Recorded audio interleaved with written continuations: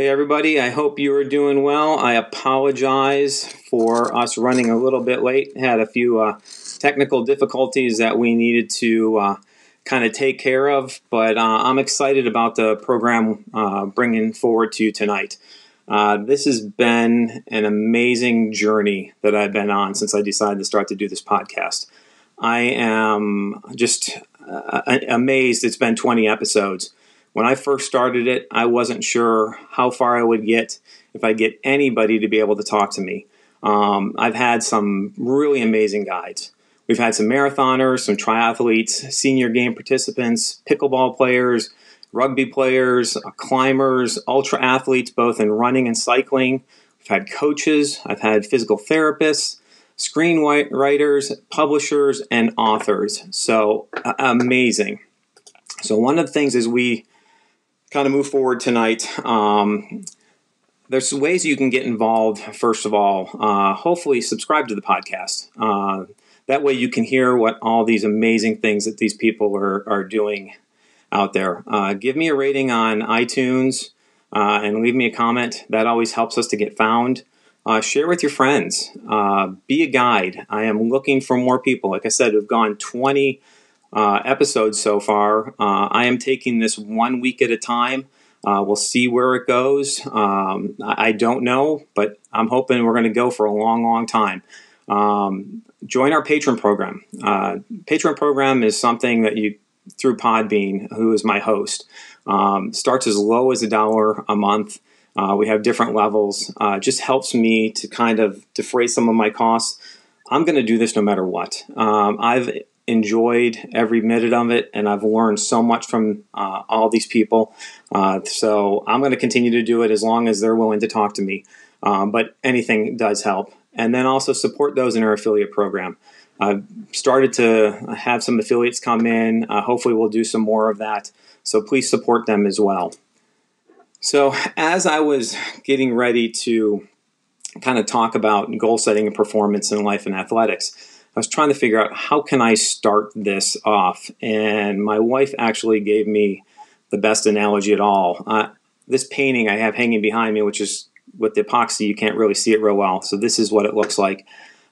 She did this yesterday, so provided a great analogy for me as far as kind of setting goals. And I know there's some of you out there saying, I'm never going to be a painter, I'm not an artist, I'm not creative. To be honest, my wife doesn't feel she is as well. I beg to differ, but I can promise you that none of the canvases that she starts with are like this. She basically repurposes everything. And kind of like with the Weathered Athlete podcast, you know, we all are weathering one day at a time. But it's that weathering that kind of gives us that character. So she is great at finding old pieces, taking canvases that have been used before that maybe aren't so perfect, and then turning them into this masterpiece.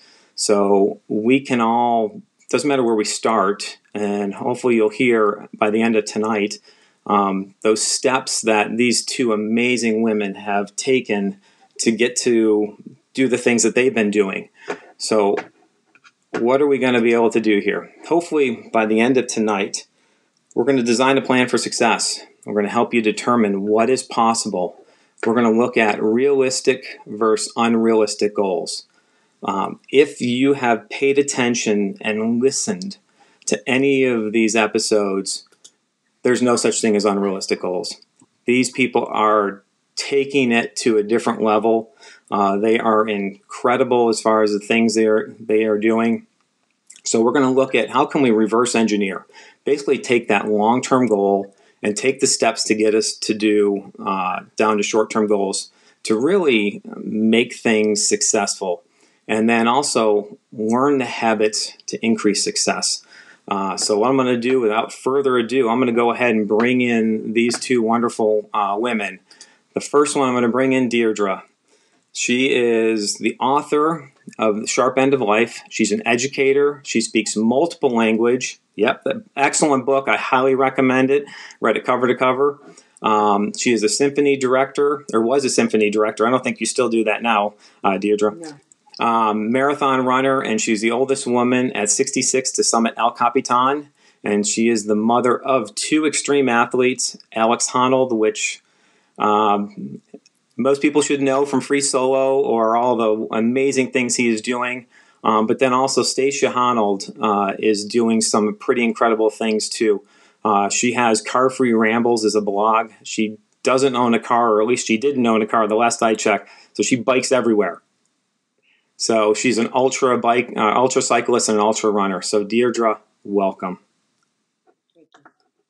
And then the second person is Beth Warren. Beth is an engineer. She is a patent holder. She is a 15 times Boston Marathon qualifier. She's run the event 6 times. She's done 28 marathons and 150K, which I was actually there for that 50K, which was fantastic. And then she's a 3-time full Ironman finisher, 11-time half Ironman finisher, and she's a fellow Tri-Team member, training partner, and a friend. So welcome, Beth. Thank you, Pete. Great to be here. Okay, so here's the way this is going to work here is for anybody that wants to participate, this is being live streamed to both Facebook group and to YouTube. So what happened, if you have any questions, please write your comments or questions inside your comment section, and then we can pull them into, excuse me, we can pull them in and kind of discuss them so you can be a part of this program. So what we're going to do to start off this is I want to start off with, is there such a thing as an unrealistic goal? And maybe we'll start with you, Dierdre. Unrealistic. I'm not sure what you mean by unrealistic. I don't think there is such a thing. If you choose to do something to make something your goal, then of course, logically, it becomes realistic for you. It's up to you to decide. I don't think there really is such. Only you can decide that. And once you choose, once you commit to a goal, then it's totally realistic for you. Mm-hmm. Beth, do you have anything to add? Just to say that usually if somebody is thinking about doing something that they feel is an unrealistic goal, it's usually because they've heard somebody say or tell them or say because of this thing you have or that thing you have, it's unrealistic. And I don't buy into that. There's a lot of things that maybe realistically I should have never been able to do, and I've done it. Right. Yeah, Dierdre, you have an interesting thing on dreams. So what's your thoughts on that? I want to hear that quote. Well, I firmly have always believed that if you can dream something, you can do it. All you have to do is backwards engineer it, break it down into the baby steps, the things you need to know to be able to master on your way to that goal. If you can dream something, you can do it. You just have to break it down into steps. So let's talk about that. So when you say that goal, and for you, Dierdre, I'm gonna talk about the symphony. So did you feel that was something that you actually could accomplish or could do or had the potential to do? When I was 5, I started dreaming about this. All my life, I wanted to be able to conduct. Okay, because I've been a performing musician all my life, but conducting is a different animal altogether. And I am in no way trained to do that. I have nothing on paper that says I can do that. But I watched the musicians all my life. I watched the conductors. I grew up in New York City. We would go to Central Park and I'd watch, Bernstein and all the biggies conduct. I studied it. I didn't study it in school, but I sure did study it in life. Yeah. And I knew that I could do it. Like you were saying, Beth, if you think you can do it, don't listen to all the naysayers.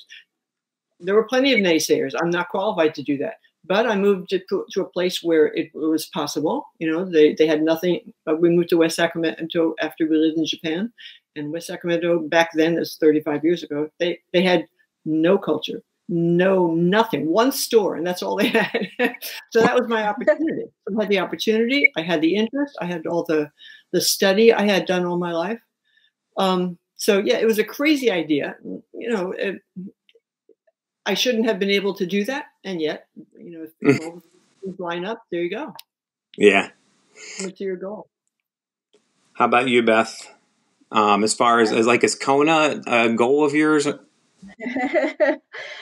Yeah, I'd say that's one of those like 10 years down the road kind of goal. And sometimes I think that a lot of the fun of it is the total journey and how long, and even thinking about the fact that yes, if I qualified for Kona this year when I did Arizona, I'm going to go, but I'm not really expecting that to happen for a while because I think, 3 Ironmans is just enough for you to know what you're doing, what to expect. But I became a much better marathon runner, and I'm sure you could, verify that the more marathons you run, the better you get at them. My best marathon my second best anyways, was when I was 50, and it was about my 20th or 21st marathon, maybe even more than that. So it takes a while to get there, and if you have the patience, and just keep trying, and you will get better and better, and the age doesn't matter as much. Right. Age does not matter. And like anything in life, the more you do it, the better you're going to get, Yeah, I definitely want to get into those habits because I think that's the other thing is I think people are afraid, we're afraid of failure, and then we're afraid of other people's opinions. That's the second thing is that, well, who do they think I am to go ahead and do something like this? Here I am, have a podcast. I'm sure there are people saying, what is wrong with Pete? I think he's lost his mind that he's trying to take on this task. And maybe I am, but something, at least I can say at the end of the day that I made the attempt. I tried it. That's the biggest thing of all. So hopefully that's the advice we can give people is stick that outrageous goal out there. And then again, we may not do it in a week, but put it out there and then, again, develop those habits. And at least if you don't accomplish that, we've accomplished so much more in the process. It's incredible what you can accomplish. So how does any current or future health concerns influence your day-to-day or long-term goals? Dierdre? Well, I was about to say not at all, but I've always enjoyed pretty good health. However, 2 years ago, I had massive surgery on my foot. It was basically taken apart and put back together with metal and stuff, and so that has taken a toll on what I can do, But that's highly unusual. That's not exactly a health concern. It was an event, and it's finally winding down now. So I'm getting back to, and of course, there's a pandemic, so I can't go out to the crag with my friends, and so everything's sort of ground to a halt for now. But that's not really a health concern. I would have to go back to my original assessment and say probably not at all. If you're lucky enough to enjoy good health, of course. Yeah. That's all things being equal, not at all. Okay. How about you, Beth? I think the way I look at it is, first of all, I'm not going to worry, because there's so many things you can worry about when you're in sports and athletics. So I'm not going to worry about what happens in my health 10 years down the road because nobody's going to know. And you can't let that, because you can let that affect you negatively. So I don't even think about it. And the way I look at it is that if I end up with something that affects me in a certain way, and I don't know what that's going to be, but I can't reach the goal I have, I'm going to find a different goal, or what happens to me is probably going to lead me to something else. And that something else might even be far better than anything I could have imagined doing. Yeah, that's cool. As far as then, so we have this long-term goal out there. How are you reverse engineering? How do you get back to, let's say you have a goal in a year. How are you working your way backwards? Do you want me to answer first? Yeah, why don't you go first, Beth? Yeah. Okay. All right. Well, what I do is I usually if you do the same thing day after day and year after year, and say I just, I was just a runner for a long time, and I did different things in running and different distances and concentrated on different things. But eventually you get to a point where it's like you're looking for something else. So something totally outrageous in your mind comes along, something that scares you, something that you're not even sure you can do, but you're kind of excited, kind of scared.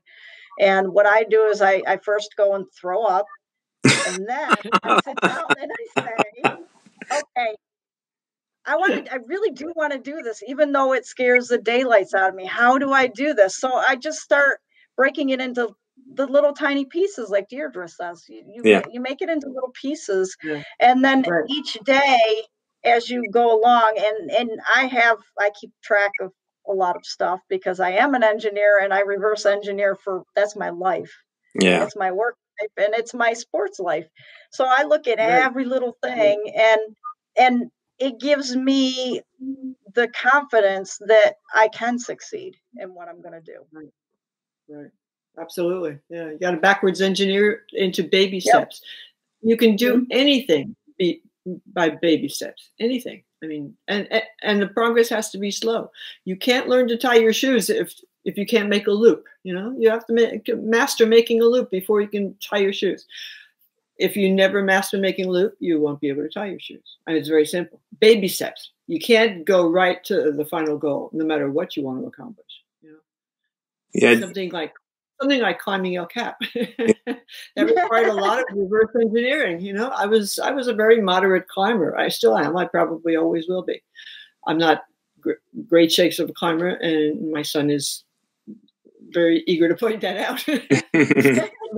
My son is the best climber in the world. So once a year, I get to climb with him. And like 3 years ago, I kind of, you know, he was coming through the room, and I said, "Oh, I think maybe someday you could get me up El Capitan." And I really didn't expect him to say yes, you know, because he knew how I climb. But son of a gun, there we were. We planned it anyway. And you just have to, you know, you reach for the goal. Like you said, first you go throw up. And then you start to shake, and then you look up and see El Cap and say, "Holy shit!" And then you backwards engineer it, you know. And like you said, the reverse engineering, breaking it down to baby steps, you can do anything. I mean, if I can climb El Capitan, anybody can do anything, really. Yeah. So I'm going to just jump on that on El Cap. So going up to it, obviously you went there and you practiced not the whole thing, but you practiced parts of that over and over again, correct? Right. The first step of the backwards engineering was to find out, you know, what gear I would need, how to learn how to use it all, because it's a very specialized set of gear, very specialized techniques, and a very specialized mindset to go up a wall like that. You know, it's not just regular climbing. And so I backwards engineered it. I got all the gear. I asked all my friends, you know, what they knew about it and all that, and just started out baby steps by myself. There are fixed ropes that hang on El Cap. They go up to fixed ropes that hang off the bolts that the climbers use, and they're always there. And they change them periodically, you know, so they're safe. And they go up to about 1,000 feet. The whole wall is almost 3,000 feet, a little bit more than 3,000 feet. So they go up about 1,000 feet, which is a pretty heady experience the first time you do it. Yeah. And so I didn't start at 1,000 feet. First, it's a total of six and a half ropes that go up that high. And so the first time I tried it, I did one rope. And I was darn glad I got that one done. You know, shaking and crying and talking to myself the whole way up and down. But like you said, it has to be a habit. You know, once you make it a habit, then you can learn to look down, and you know those trees don't look quite so far away. And so, definitely, it's habit. You have to make habit. You have to get comfortable with it. Like my son's always talking about in the movie. If you've seen the movie, you expand that comfort zone to include what you're trying to accomplish. And, you know, you have to get comfortable. It took him years, literally many, many years to be able to climb El Cap without the rope. It took me 18 weeks to be able to climb it with the ropes. Yeah. Well, it had to become habit. It had to become habit that you no longer need to think about. You just go do. That's what I thought was amazing about the movie, real quick, Beth, and we'll get to you, is just the amount of times that he went over that, and that he wrote every single hold down and every single, just the amount of detail. And, you know, Beth and I, you know, we do. Yeah, that's incredible. So, yeah, Beth, you want to jump in there? So what I was thinking was the fact that I know a lot of people are afraid of a big goal, and it's not a bad thing to be afraid. And the thing is, you can continue to be afraid all the way up through, because that's what Right. keeps you on track as well.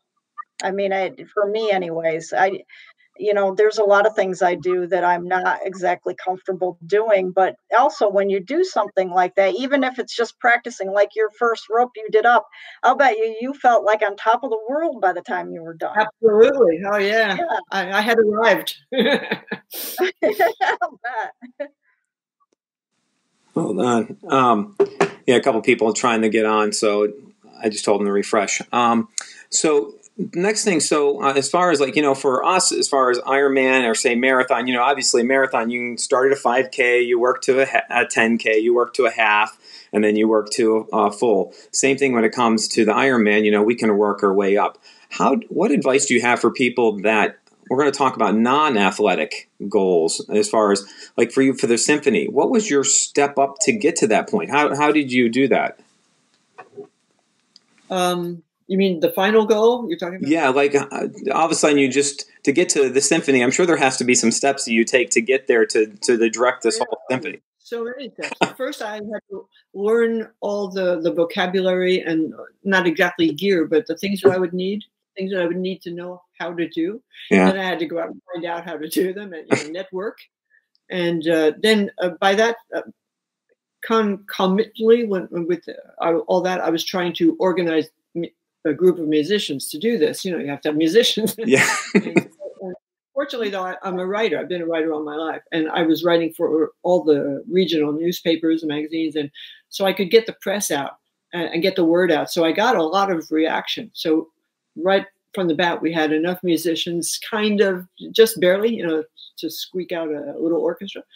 So it was step by step, and then we all met, and they didn't know what they were doing because they hadn't done it for many years. I didn't know what I was doing because I'd never done it. So we all kind of learned together. They helped me, I helped them, and the press helped a little bit. And by the time we got to our very first concert, our very first public concert, it was just habit, like you say, habit. I had done it. We had rehearsed like 2 years or a year and a half by that point, and we knew how to carry the instruments around, where to put the big timpani drums, and where to put this and that and the other thing, and we all knew our job in this big endeavor, because that's a very group endeavor, Yeah. And everybody knew their job. Everybody knew how to do it, when to do it, when not to do it, which is very important in an orchestra. And so by the time we got to like the final goal, it was so, like I said before, or you expand your comfort zone, and it was so comfortable for us by that first concert that it was no big deal. Kind of like Alex climbing his wall. By the time you get to that point, by the time you've practiced all that baby step so many times, it's no big deal. You just go do it. You just go do what you already know you can do. I'm sure, Beth, you had the same experience with running the marathons. I mean, by the time you get to the start line, you can do it, right? Right. Yeah, and I mean, I grew up as a runner starting when I was 14 years old, and I never even considered a marathon. And then when I turned 30, I sort of said to myself, ooh, I better do one of these marathon things before I get too old. Which is really amusing now that I think about it, because I'm like, oh my gosh, I didn't even really know what I was doing my first marathon, and I ended up in a marathon in Kansas City, Missouri, because my brother lived there, and I was 30, and he was living there, and we had, well, let's see. So I was talking with a guy towards the last bunch of miles when my legs just would not stride. I felt like I had zero stride, and I'm going, what's going on? I don't understand. We had rain, and it turned to snow in the middle of the marathon. And this guy, he's like, he kept calling me Miss New York because I lived in New York at the time, and we had talked a little bit.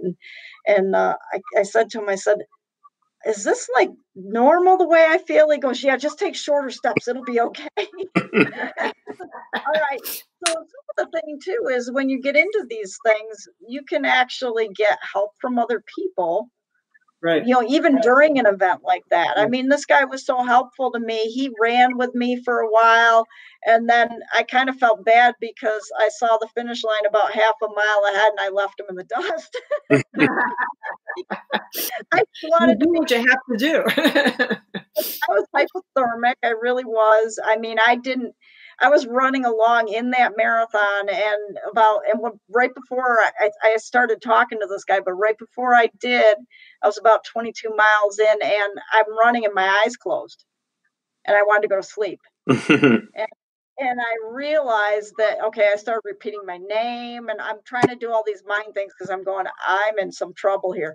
So then I started talking to this guy, and he stayed with me and helped me out. And it just, you know, you're never alone, really. I mean, even in your climb, I'm sure you're really not alone because you've got other people with you, and they'll help you and give you guidance if you need it. Yeah, it's a little bit different with climbing because you're not really with them. You know, one's 200 feet up, and you know, so it's a little bit different. But I know what you mean. I did my first marathon when I was 56, and I didn't really have anybody to train with. You know, I trained by myself at night, and but same thing happened. I talked with people, you know, as we jogged along there. You know, I was in the back with the grandmas, but I did finish. I finished despite myself, you know, and like you said, talking to yourself.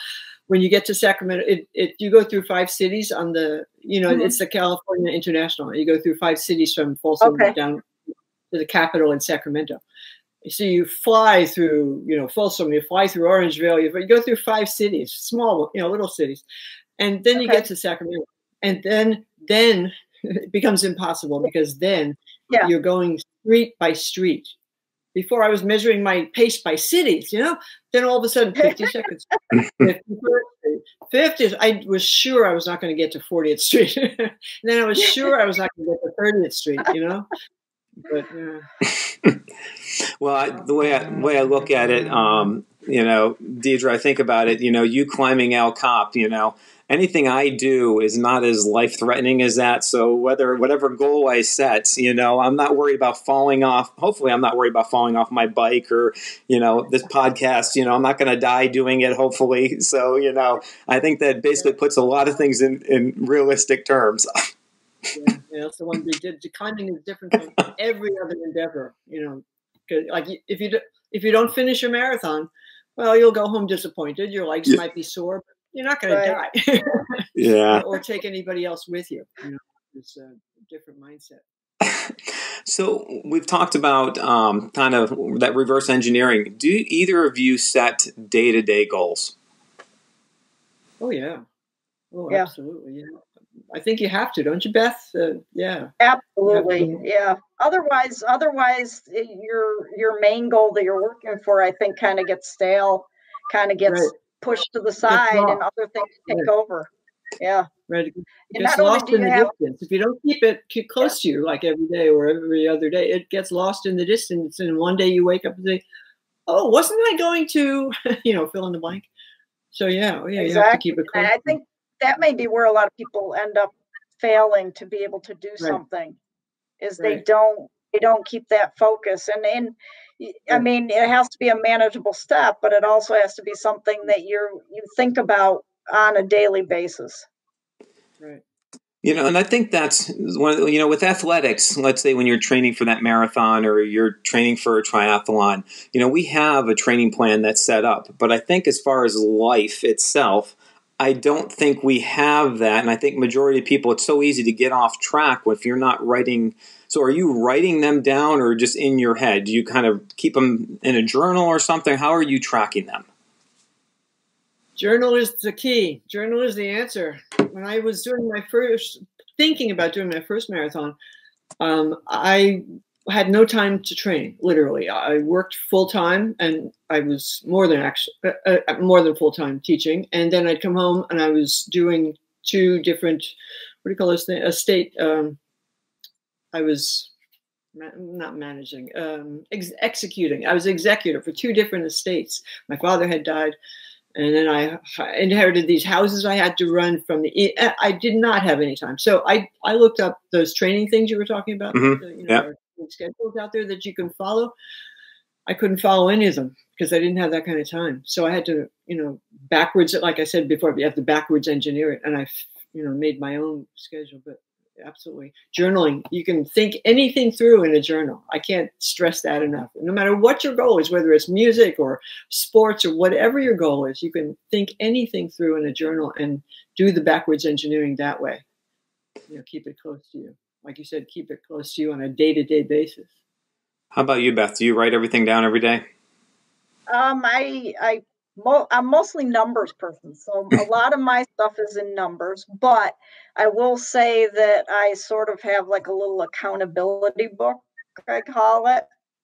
So in that, I will put some things down. I will, any doubts or fears or why, I have this problem or that problem. Is this, why should this not affect what I'm trying to do? So I probably don't write as much as a lot of people, but I do a lot of different kind.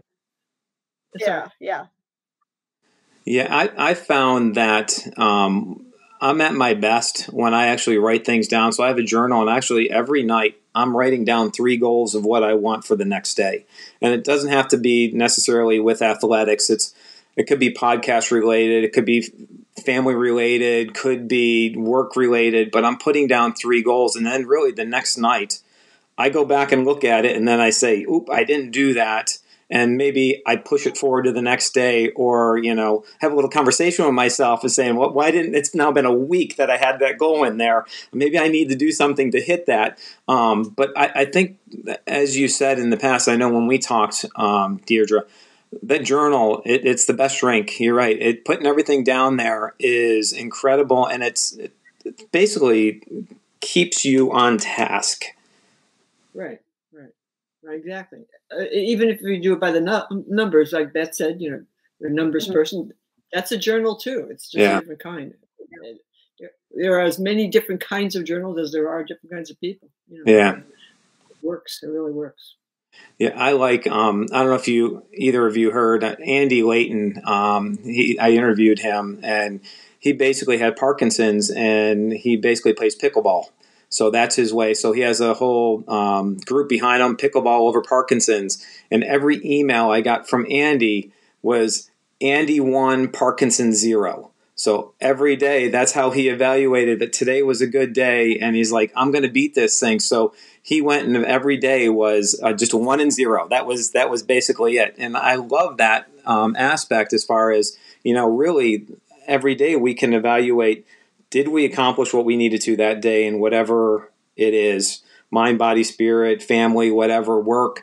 I think there's definitely something that forces you to take that next step to say, I don't want to put a 0 down. Right. So, question is day-to-day feeling of accomplishment. So like your short-term successes, is it, I know you're both intrinsically motivated. I can see that. So how important is it to be able to check those boxes as far as, say, meeting a short-term goal or doing something? You're going to do it anyways, correct? Yes, I am. It's so important for me. You don't know. I mean, I don't know if I could go to sleep if I didn't check off my goals for the day, Well, I'm not quite that religious about it. Yeah.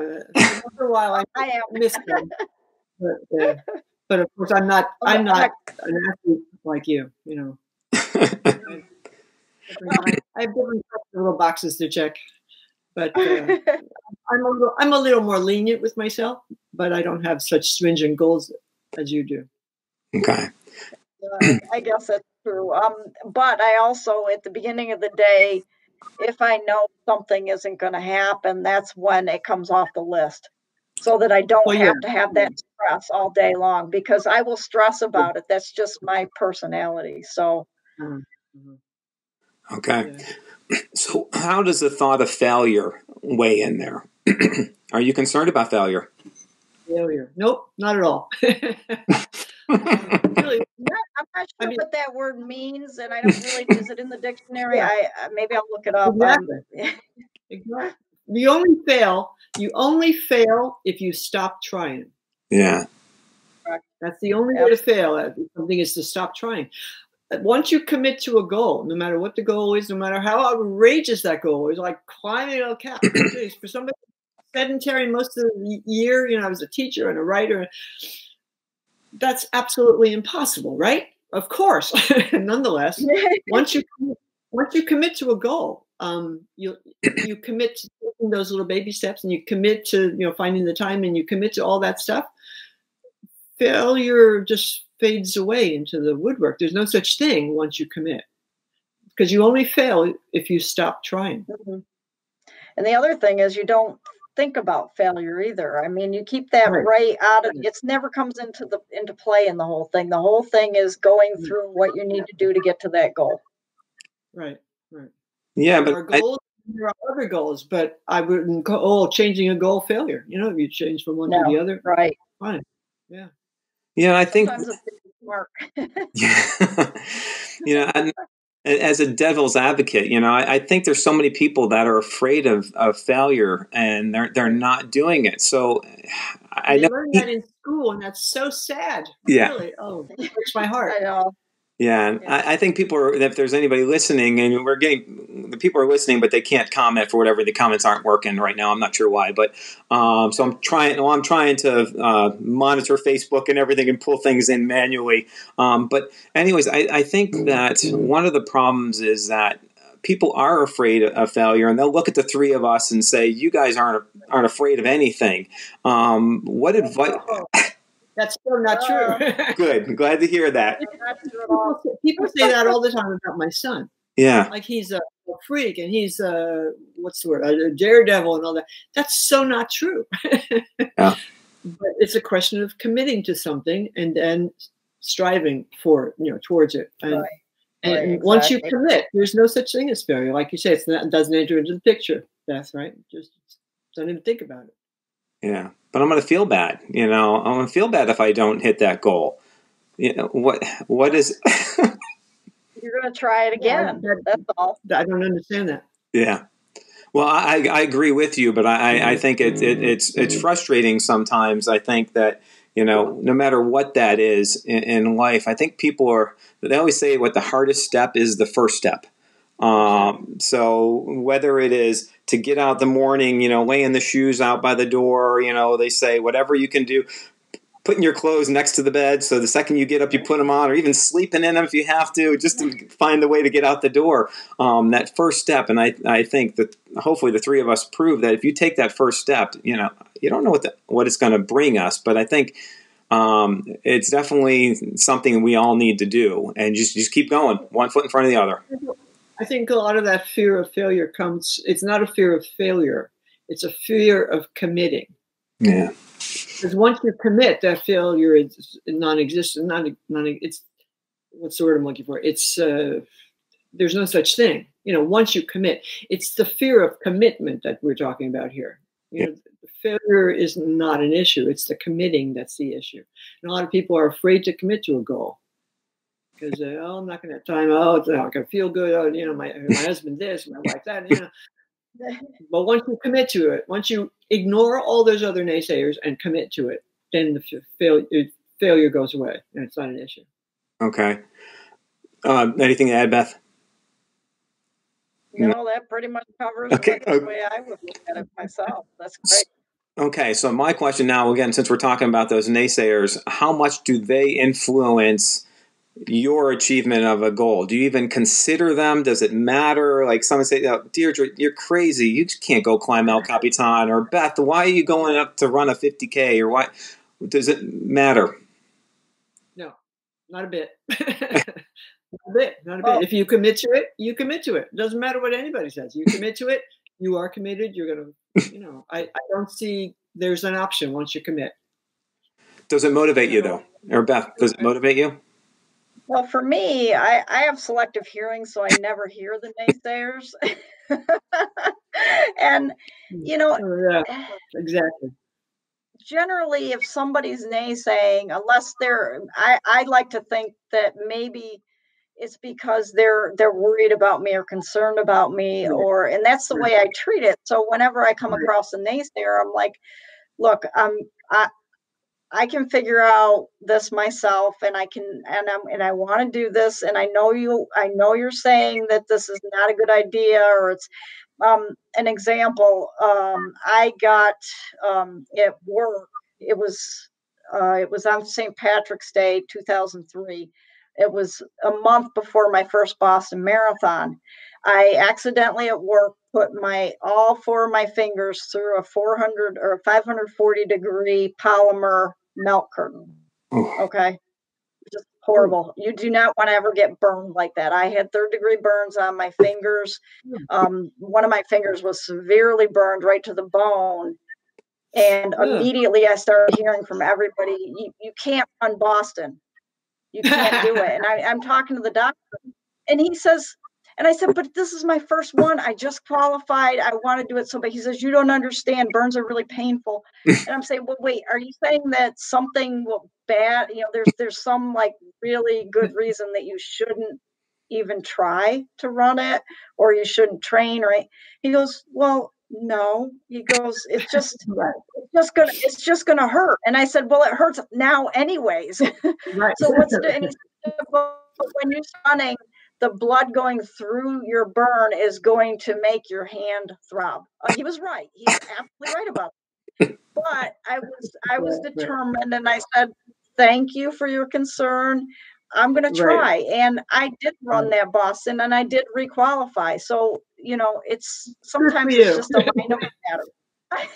Yeah, it was, of all the things that happened before that. People will and they mean it in the best way most of the time. Exactly. Yeah, I got a lot of naysayers in mind too. Yeah, I don't know about you. For me, again, I try to ignore most of it, but honestly, some of it fuels me. Because again, if they're going to tell me, or if I hear that they don't think I'm going to be able to do something, I'm going to prove them wrong at all costs. And I guess I'm stubborn in that regard. Ask my mother, I'm probably stubborn. But I'm going to do it, and I'm going to prove that I can do it. And who are they to tell me? Again, it's my life, it's your life. We all make decisions. And just because if they're not willing to make that decision or put themselves out there, maybe that again will say, well, if Pete can do it, maybe I can do it too. So I'm hoping that to kind of motivate people that way as well. Yeah, correct. I think sometimes people are naysaying to you because I can think of a person in my past that was naysaying about my full Ironman because I wasn't a swimmer and I had just learned and I hadn't been doing triathlon long, and it was all naysay. And I kind of realized it was because this person was afraid, would have loved to do that goal, but was too afraid to do it themselves. Right. So once I realized that, I was just like, okay, I can deal with this. I don't feel like I need to just prove anything, but I'm just going to go do my own thing. And I feel bad for the person that they can't, try to do that themselves. But I mean, I can only encourage so much. So. Yeah, it's hard. So so we talked about journaling. We talked about kind of doing your day-to-day goals. Anything else that you think are kind of those secrets to success other than attitude? I mean, you both have, again, you're intrinsically motivated, but anything else that you do to kind of that may help other people? I think, well, the journaling, I'd like to re-stress the journaling. I mean, that can really, really be a factor in approaching your goal and figuring out your goal, and figuring out whether you really want to accomplish a particular goal. Sometimes we choose things and then we change our minds. That's fine too. That's not failure. That's a change, So yeah, journaling is a real key to the first step in this process, which is the commitment. You keep saying that we're intrinsically motivated. Well, yeah, we're motivated to commit to things. And that's the biggest step. That's the biggest step. And after you make that step, the commitment, then there's no such thing as failure or discouragement, and all that stuff fades away, And the journal can really help with that, I believe. Okay. How about peers? How about people around you? How big of a factor is that in your success as well? I'll start with you, Beth. Yeah. Other side. Yeah. See that? That's the best team in the world. Yeah. It's great because you have, I mean, let's face it, some of the stuff that we're doing, a lot of people would consider it suffering or, are Yeah. just, why would you want to put yourself through that? But when you do these things and you do them with somebody else, or you have somebody doing the same goal as you, it helps you along. It makes you, I mean, not everybody is going to have a good day. Mm-hmm. I've had bad training days. And you know what? When I have those bad training days, my friends who are training with me are like, it's okay. You know what? I know you're not having a great time trying to bike right now. Get behind me and we'll pull you along and we'll help you along. And I think that, and also being able to discuss with the peers that you do these things with is a great help. Yeah. How about Dierdre, for you, climbing or really anything else in life? For running in my life, running preceded climbing. I started running at 55. I had never run before. My lungs are very damaged by growing up in a house full of smoke for 25 years. And so I didn't really have the puff. And I was always convinced I could never run. I could never do anything sustained like that. I was wrong. But so I didn't start running until I was 55. And I was, like I said before, I was doing executing several estates at that point. I was running 5 houses. I was remodeling all 5 houses, 3 on the East Coast, 2 on the West Coast. It was a crazy time in my life, but I needed to do this right then. It was my sanity. It was my bid for sanity. It was the only thing I could control in my life.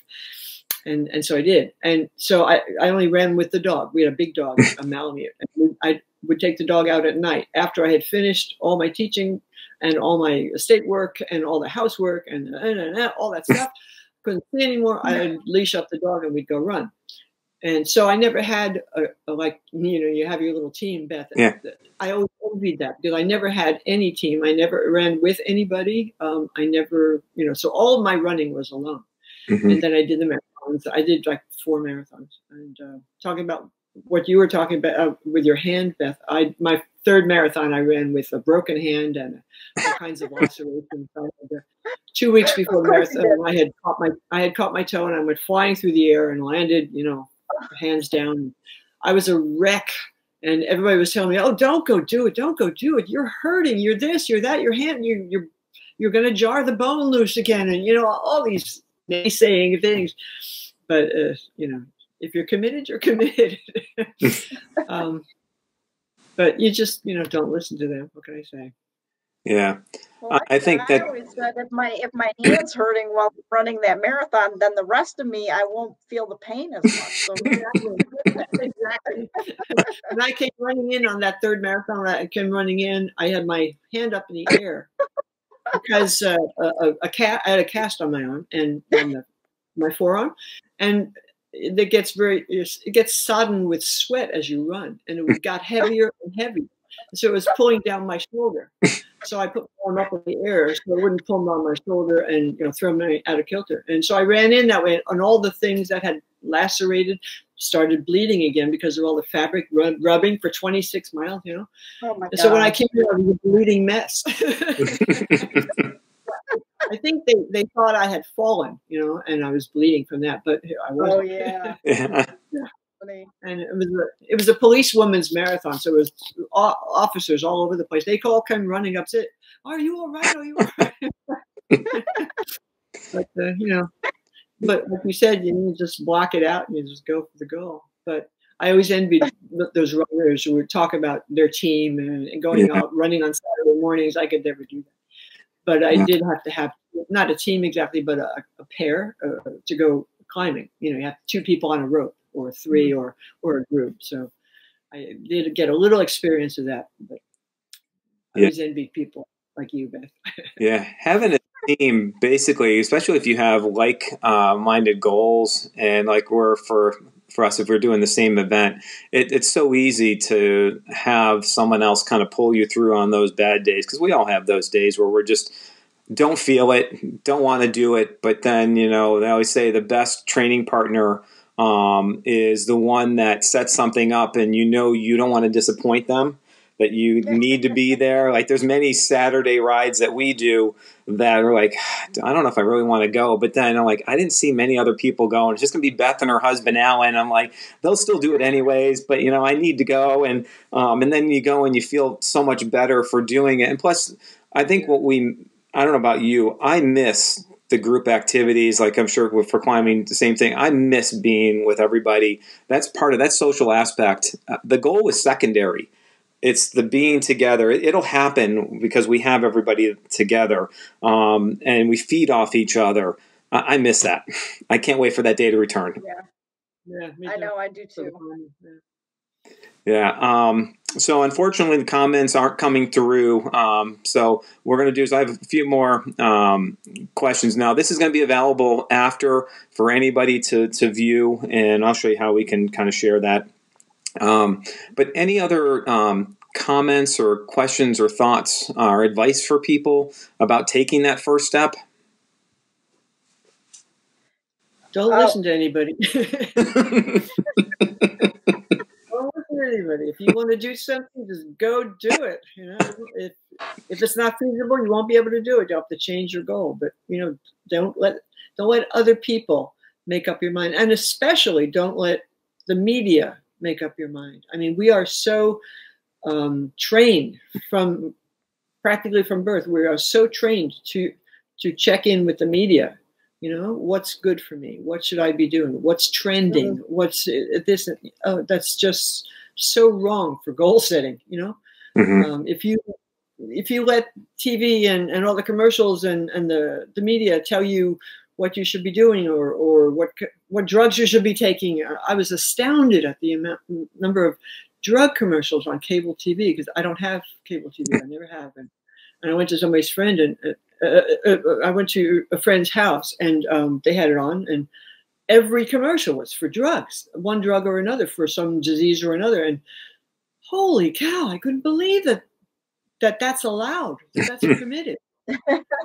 If you listen to the media and they'll tell you what to wear and what you should want to do and what you should want to eat, and if you buy into that, you will not accomplish your goals, because they're not going to be your goals. Yeah. That's really cool. How about you, Beth? I would say a couple things is, especially if you're just starting out, you do find a group that you can interact with. And in that group, don't be afraid to ask questions, because the group is going to be more than willing to help. They've all been there. They've all been that new person, and they know how scary that is, and they're more than willing to help you. And then the other couple things are, you want to focus on, your little tiny victories that you get each day. Maybe you ran a quarter mile farther than you've ever run in your life, but you're training for a marathon. So you think, okay, well, I just ran 11 miles and the most I'd ever done was 10. Well, that's a victory. I mean, don't think of that. I was going to say, don't think of that as, oh, geez, I still got to do another 15 after that or something. I mean, think of it as a victory, and it's a small step on the way. And then the last thing that I think sometimes people get hung up on is they start to compare themselves with other people. Right. And you really can't do that. You need to be, this is for you. This is your goal. This is all yours, and you own it.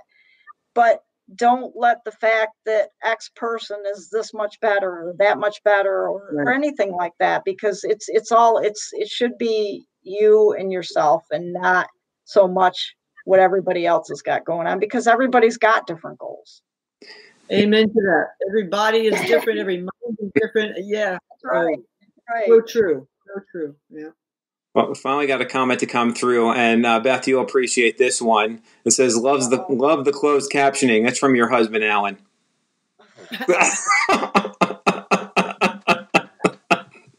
So at least finally something came through. So at least I feel better that we at least got something on the screen.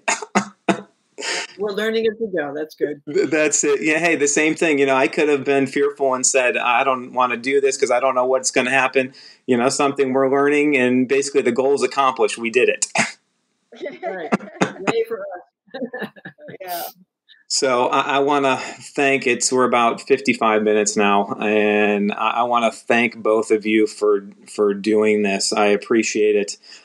Stay there for a second. I'm going to just do one other, flip the one screen, kind of end it out, and then we'll talk after. Okay? Thanks a lot. Okay. Great. Thank you. Okay, so I hope that you all enjoyed this. I know there were people out there. I know there was some difficulty with getting some comments into it. I know there was some issues initially. This is a learning process. I promise I will get better at this. We'll do this more often. You're going to be sick of seeing me, but I'm going to continue to come at you, and then hopefully you appreciate that. So ways to get involved, like we said, please subscribe to the podcast. Give me a rating or leave a comment. Share with your friends. This will be available on the Facebook group. I did share it to a few other groups. It is public, so you can see that. It will be on YouTube as well. I am looking for guides. I have 2 more weeks set up as of right now. I'm taking it week by week.